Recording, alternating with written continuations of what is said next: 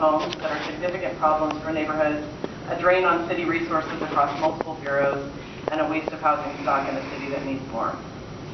Because foreclosure is a very time and resource-intensive effort, and the decision for a government property is not one that can or should be entered into lightly, we agreed to come to council with a manageable number of properties for consideration. The foreclosure process will not be a quick fix, nor will it be appropriate for every blighted property with delinquent liens. It is one of many tools that must be applied to address blight, so I hope that even as council moves forward with foreclosures, it continues to look at other options to address these properties as well. Okay. Each of the properties we are presenting today is among the worst of the worst. They are part of the Extremely Distressed Property Enforcement Program and Bureau of Development Services. In total, they have 37 liens and owe over $375,000 on those liens.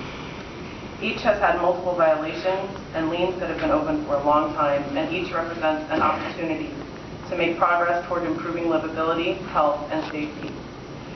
Mike, is there anything you'd like to say before we start walking through these individual properties?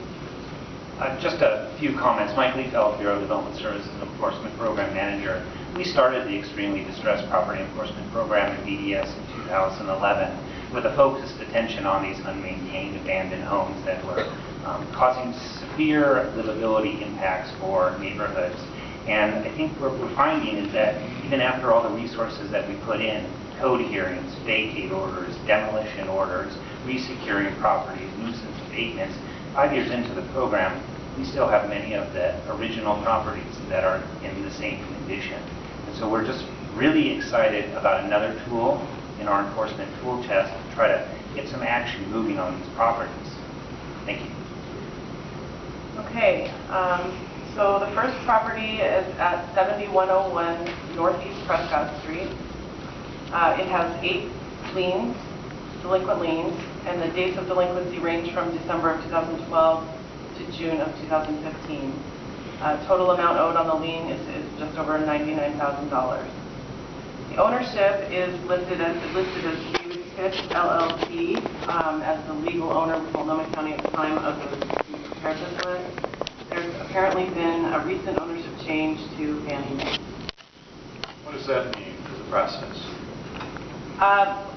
We sent notification to the legal owner as listed on the county records, and so we're fine with that notification. Any ownership issues will be delved into in some detail after the council vote. The title reports will be pulled, and there'll be a lot of effort to contact those folks before a foreclosure sale goes through. And there's plenty of notice given on that, to public notice and also tracking down the owners.